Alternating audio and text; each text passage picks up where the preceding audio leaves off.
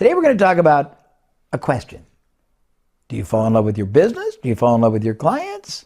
Who do you fall in love with? Okay, an attendee at one of our masterminds once said, "Jay, I love my business. It's the clients I hate." Well, the Chinese have a proverb that says, "He who cannot smile should not keep shop."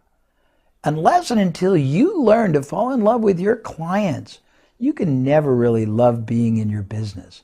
Today we're going to explore and understand not only why that's necessary, because that's the hard part, but the joyous part is why it makes the process of living the rest of your business life so enjoyable, so fulfilling, so connective, and so richly and wildly rewarding.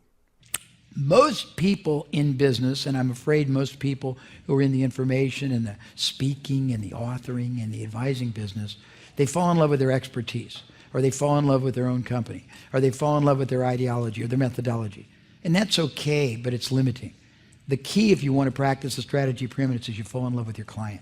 You live for the betterment. You live for the impact. You live for the improvement. You live for the liberation. You live for the transformation you really can and will make in their lives.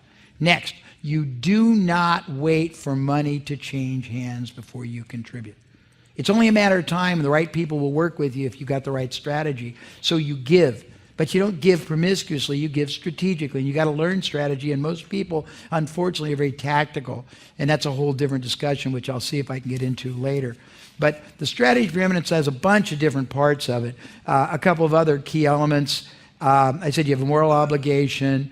One of the things is every time you come into your, you deal with them as a client, not as a customer. And there's a reason for it. If you want to be seen as their most trusted advisor, and you realize that it's more of a fiduciary responsibility, and you know that there's 9 million generic competitors out there wanting to be you, just like there's 2,000 wanting to be me, you gotta draw a line in the sand and say, I'm not going to play the game and concede commodity status. Well, if you look at Webster's dictionary's definition of a customer, it's somebody who buys a commodity or a service. If you call somebody a customer, subconsciously, implicitly, you're saying, hey, I'm just a commodity. If you look at their definition of client, it's somebody under the care, the well-being, the protection of another, and that's the stature. Whether you call them that or not, you need to think that. So if they're going to be your client, you want to make sure that every time you interact with them, their life is better off because you were in it for that period of time, whether it's a conversation.